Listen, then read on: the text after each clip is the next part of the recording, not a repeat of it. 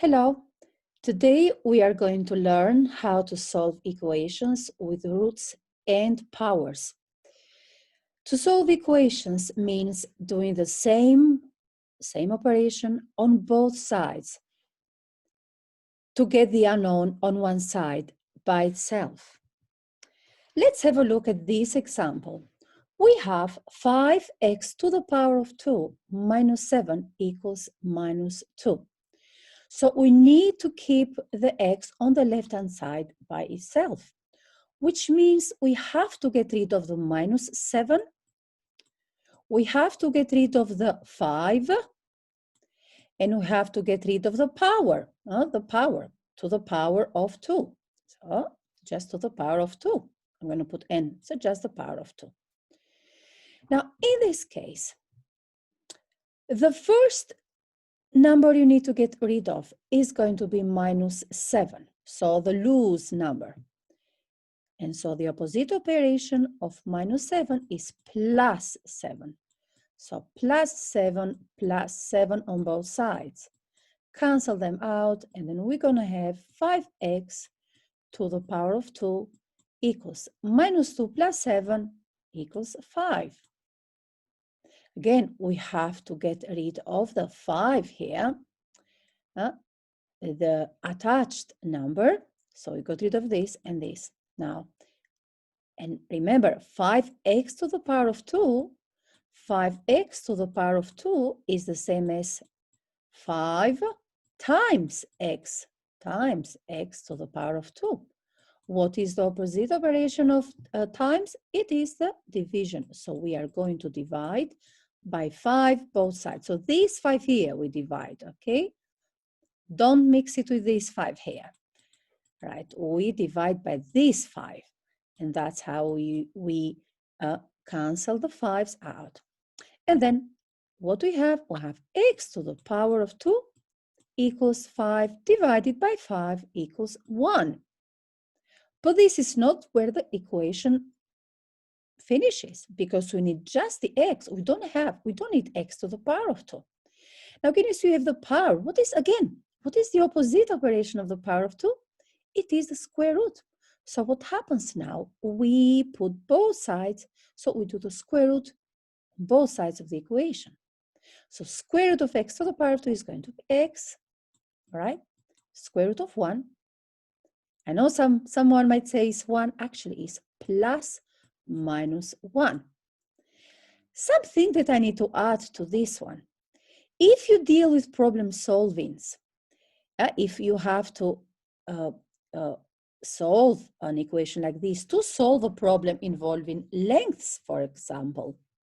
So be careful, because if you say the length of a side is minus 1 centimeter or minus 1 meter, it won't make sense. So in that case, you only have to use the positive value of the x. Let's have a look at another example.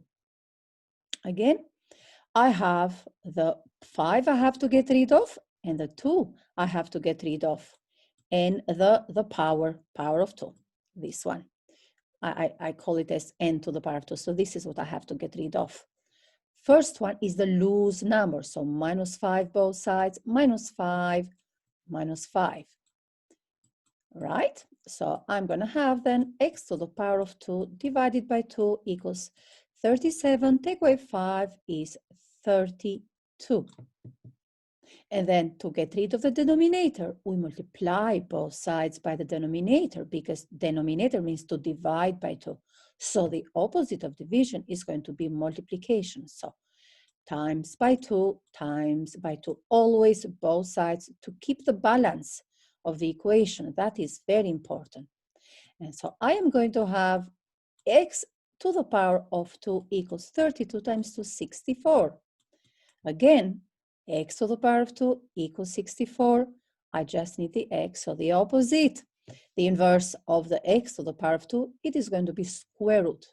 So square root of x to the power of 2 equals square root of 64. And so I have x equals plus minus 8.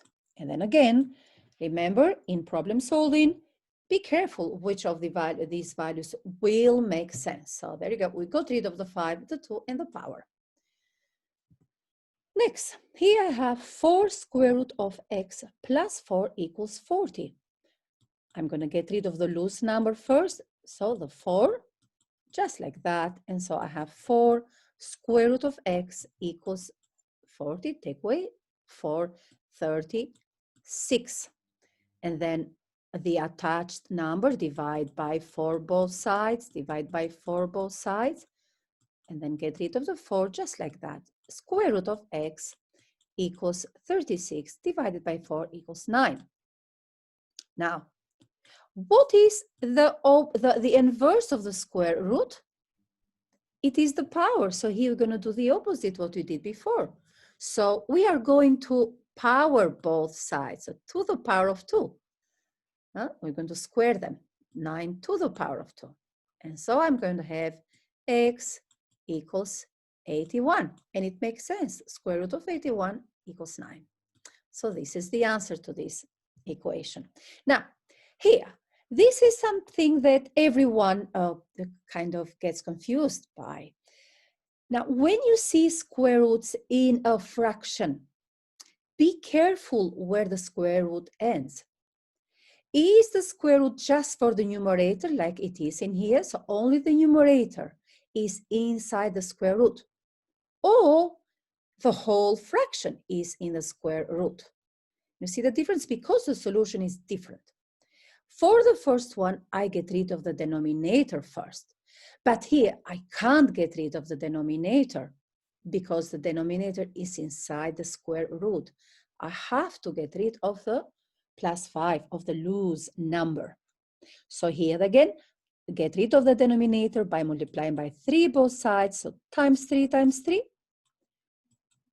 Okay, and then I'm going to have x plus 5 in square root, okay, equals 3. And then how do I get x plus 5 out of the square root? By squaring both sides, okay, to the power of 2, to the power of 2. So I'm going to have x plus 5 equals 9. Getting rid of the loose number minus 5, minus 5. So my answer is going to be x equals 9. Cancel them out, equals 4. Just like that. Now, let's have a look at the next equation. As I said, we can't do the denominator. So leave this square root as it is. And then get rid of the loose number here, minus 5, so equals 1. And I need to get the whole fraction out of the square root. How do I do that? By squaring both sides. I'm going to use a bracket so I know that the whole fraction, the whole square root is squared. And so I'm going to have x minus 3 over 4 equals 1. So x minus 3, so divide times 4, okay? X minus 3 equals 4. So plus 3, cancel them out. So the answer is going to be x equals 7. Just like that. Okay? So stop the video and have a look at both examples. Make sure you remember this strategy when you solve your own equations involving roots and powers in your class with your teacher. Thank you very much for watching Mathssteps. Have a lovely day. Bye-bye.